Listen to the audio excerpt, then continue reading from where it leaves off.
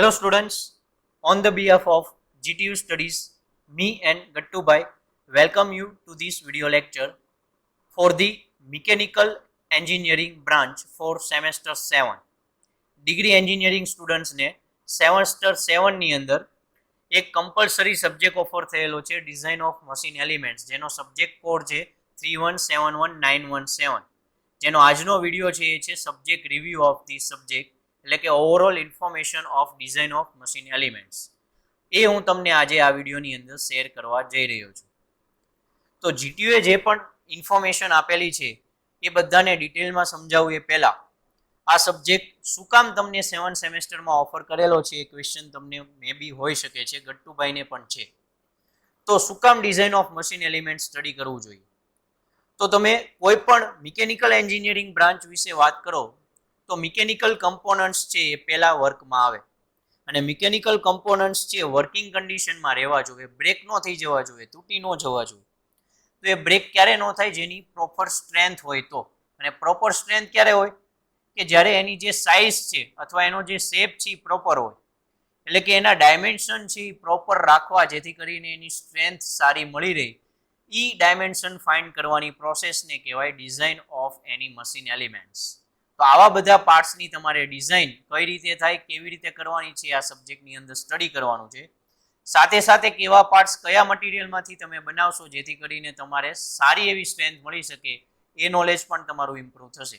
એટલે કે ઓવરઓલ એવું કહી શકીએ કે ડીએમઈ helps to improve your knowledge regarding design field and failure of parts.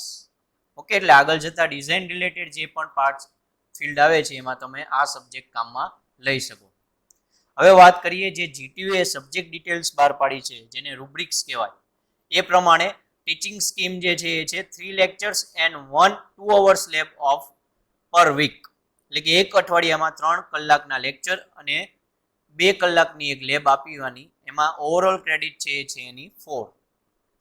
Total જે એક્ઝામિનેશન માર્ક્સ છે એ છે 150, જેમાંથી ટોટલ તમારો ફાઇનલ ગ્રેડ છે આ સબ્જેક્ટનો બનશે, જેમાં પહેલા 30 માર્ક્સ છે મિડ સેમેસ્ટરના, જેમાં પાસિંગ ગ્રેડ લાવવા મિનિમમ 12 છે જોશે. પછી છે 30 માર્ક્સ વાયવાના, એમાં મિનિમમ 15 લાવવાના રહેશે. પછી છે 20 માર્ક્સ ઇન્ટરનલ કે સબમિશનના, જેમાં મિનિમમ 10 લાવવાના રહેશે. અને લાસ્ટમાં જીટીયુ એક્ઝામ જે લેવાશે એમાં તમારે 70 માર્ક્સની હશે, જેમાં મિનિમમ 23 માર્ક્સ લાવવાના રહેશે.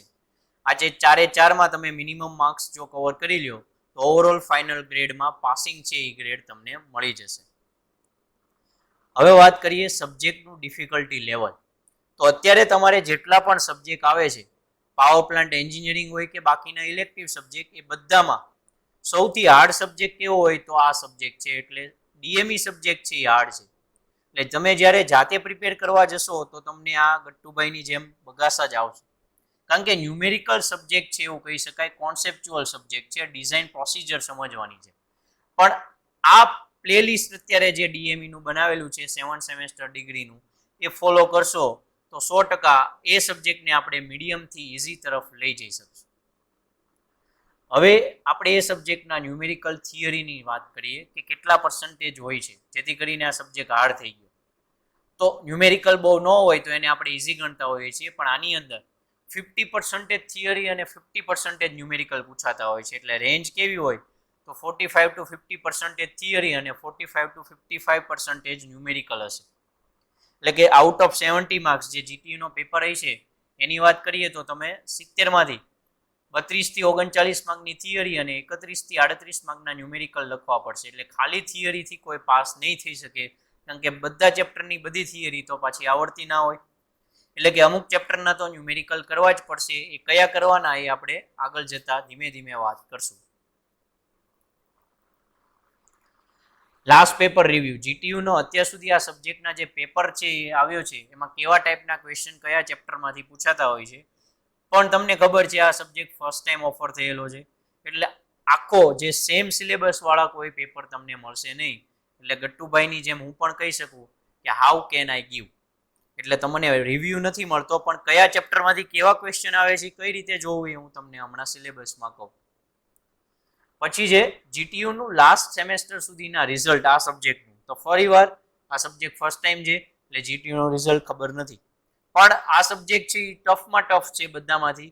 એટલે બધા કરતાં આ સબ્જેક્ટનું રિઝલ્ટ ઓછું આવી શકે, પણ એટલીસ્ટ આ સબ્જેક્ટના પ્લેલિસ્ટને અને હું કઈ રીતે પ્રિપેરેશન કરશો તો આપણા સ્ટુડન્ટ તો ફેલ નહીં જ થાય, આપણું 100% રિઝલ્ટ આવશે. So let's hope good.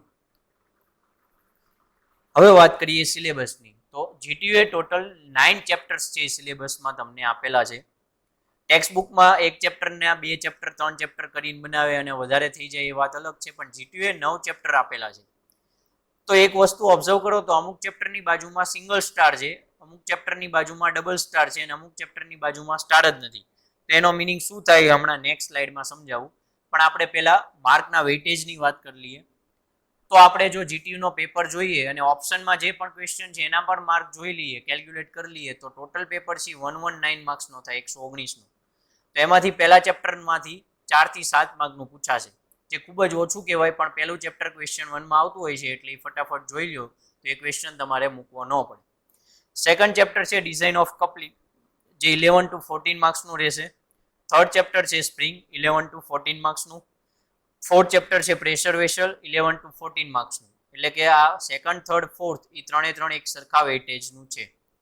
Fifth chapter છે રોલિંગ કોન્ટેક્ટ બેરિંગ, જે 7 to 11 માર્ક્સનું છે. સિક્સ ચેપ્ટર છે sliding contact bearing, again 7 to 11 માર્ક્સનું છે. સેવન ચેપ્ટર છે એ છે ડિઝાઇન ઓફ ગિયર ડ્રાઇવ્સ, જેનું વેઇટેજ સૌથી વધારે તમને જોવા મળશે 21 to 25 માર્ક્સ. પણ આજે એક જ ચેપ્ટરમાં જીટીયુએ ડિફાઇન કરી દીધું છે ડિઝાઇન ઓફ ગિયર ડ્રાઇવ્સ, રિયલમાં 4 ચેપ્ટર કહી શકીએ ટેક્સ્ટ બુક પ્રમાણે, કારણ કે એમાં 4 અલગ ટાઈપના ડિઝાઇન ગિયર ડ્રાઇવ્સની ડિઝાઇન કરવાની છે. Spur gear, helical gear, bevel gear and worm pin. તો આમાંથી તમારે કેટલા પર્સન્ટેજ કરવું એ હું તમને કહી દઉં, એટલે તમારે ફૂલ માર્ક્સથી મેક્સિમમ કવર થઈ શકે. પછી ચેપ્ટર છે સ્પીડ ઓફ ગિયર બોક્સ, એટલે કે ગિયર બોક્સની ડિઝાઇન કરવી, જેનું વેઇટેજ છે સારું કહી શકાય 14 to 18 માર્ક્સ, અને છે last design of mechanism, again એનું વેઇટેજ સારું એવું કહી શકાય 18 to 21 માર્ક્સ. તો આ રીતે વેઇટેજ છે.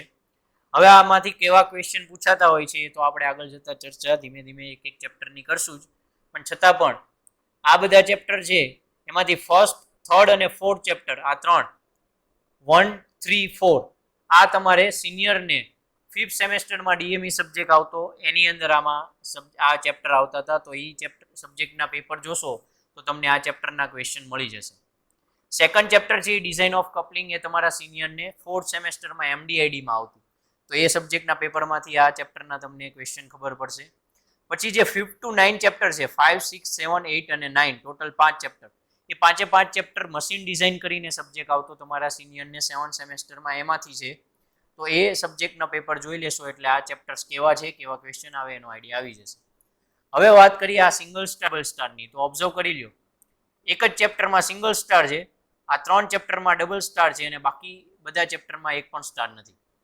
તો શું થાય એનો મિનિંગ, તો એ ઇમ્પોર્ટન્ટ પોઈન્ટ્સ તરીકે હું બતાવી દઉં, જે જીટીયુએ પણ સિલેબસમાં ડિફાઇન કરેલું જ છે, તમે ઓબ્ઝર્વ કરી શકો છો કે સિંગલ સ્ટાર જ્યાં છે, એટલે કે પહેલું ચેપ્ટર, એ ચેપ્ટર તમને લેબમાં કન્ડક્ટ કરવાનું, ટ્યુટોરિયલ ક્લાસમાં કન્ડક્ટ ના કરવું, પણ એ ઓફલાઈન ચાલતું હોય ત્યારની વાત છે. જો અત્યારે ઓનલાઈન જ ક્લાસ ચાલતા હોય તો ઓનલાઈન ક્લાસમાં ત્યાં ચેપ્ટર 1 છે એ તમારું કવર થઈ જશે. હવે ડબલ સ્ટાર જે છે, જે 3 ચેપ્ટરમાં છે, rolling contact bearing, sliding contact bearing અને ગિયર ડ્રાઇવ્સ, આ 3 ચેપ્ટરમાં તમારે આ ડબલ સ્ટાર છે, જેનો મિનિંગ શું થાય ખાસ સમજો. એ 3 ચેપ્ટરમાં તમારે એક્ઝામની અંદર પીએચડી ડિઝાઇન ડેટા બુકનો યુઝ કરવાનો છે. એટલે કે પીએચડી પબ્લિકેશનની એક ડિઝાઇન ડેટા બુક આવે છે, એ લઈ લેવાની છે એની, અથવા ઝેરોક્સ કરવાની છે, જે તમે એક્ઝામમાં લઈ જઈ શકશો. શું કામ? કારણ કે જીટીયુએ પરમિશન આપેલી છે ડબલ સ્ટાર કરીને, એ 3 જ ચેપ્ટર માટે લઈ જઈ શકશો, આખી બુક નહીં. પીએચડીમાં જે 3 ચેપ્ટર આપેલા છે એની એટલાની ઝેરોક્સ કરાવીને લઈ જઈ શકો છો, જેમાં ઈ ચેપ્ટરના બધા જ ઇક્વેશન, ડેટા અને ચાર્ટ ઓલરેડી જે બુકમાં આવે છે, ટેક્સ્ટ બુકમાં, સિલેબસમાં, એ બધા પીએચડી ડેટા બુકમાં આવે છે. એ ચેપ્ટરના તમારે ઇક્વેશન કે ડેટા યાદ રાખવાની જરૂર પડે નહીં. બીજી નોટ એવી છે કે ડીએમઈ સિવાયના જેટલા તમારે સબ્જેક્ટ આવે છે એ બધા સબ્જેક્ટનો પેપર 2.5 કલાકનો રહેશે, 70 માર્ક્સનો જીટીયુનો, જ્યારે જીટીયુનો ડીએમઈ સબ્જેક્ટનો પેપર 3 કલાકનો રહેશે, કારણ કે ડિઝાઇનની લેન્ધી પ્રોસેસ છે એટલે. અને મેં કીધું એ પ્રમાણે જીટીયુની એક્ઝામમાં પીએચડીની ડિઝાઇન ડેટા બુક છે એ પરમિટેડ છે. હવે આપણે વાત કરીએ ટોટલ સિલેબસમાંથી કેટલા મોસ્ટ આઈએમપી ચેપ્ટર્સ છે. જેથી કરીને કઈ રીતે આપણે પ્રિપેર કરવું. તો પહેલાં તમારે પ્રિપેર કરવાનું છે ગિયર ડ્રાઇવ્સ જે છે એનો ફર્સ્ટ હાફ પોર્શન, એટલે ટોટલ જે 4 ચેપ્ટર મેં કીધા એમાંથી પહેલા 2 સ્પર અને હેલિકલ પ્રિપેર કરી લેવાના, કારણ કે જેટલું વેઇટેજ તમને બતાવ્યું આખા ચેપ્ટરનું એમાંથી મોસ્ટ ઓફ વેઇટેજ આ હાફ પોર્શનનું છે. સેકન્ડ પ્રિપેર કરવાનું છે સ્પીડ ઓફ ગિયર બોક્સ, કારણ કે એનું વેઇટેજ વધારે છે અને ચેપ્ટર પણ ઇઝી છે. થર્ડ કરવાનું છે sliding contact bearing.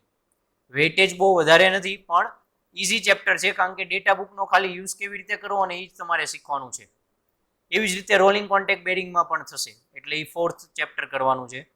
Fifth chapter તમારે પ્રિપેર કરવાનું છે પ્રેશર વેસલ. જે સેકન્ડ, થર્ડ અને ફોર્થ ચેપ્ટર છે એનું વેઇટેજ સેમ જેવું છે, પણ પ્રેશર વેસલ છે એ ઘણીવાર વધારે પૂછાઈ જવાની પોસિબિલિટીઝ છે, એટલે એ ચેપ્ટર કરવું. અને પછી છે સ્પ્રિંગ. તો આ 6 ચેપ્ટર જે છે એ તમારે પ્રિપેર કરવાના છે. આ 6 એ 6માં મેં આપ્યું છે એ પ્રમાણે સિક્વન્સ ફોલો કરવાની જરૂર નથી, કોઈ પણ ચેપ્ટર પહેલા કરી શકો છો, પણ આ 6 એટલીસ્ટ કરશો તો તમે મિનિમમ પાસિંગ કરતાં પણ સારા માર્ક્સ મેળવી શકશો. બહુ ખરાબમાં ખરાબ પેપર હોય તો પાસ તો થઈ જ જાવ બેકઅપ પ્લાન તરીકે.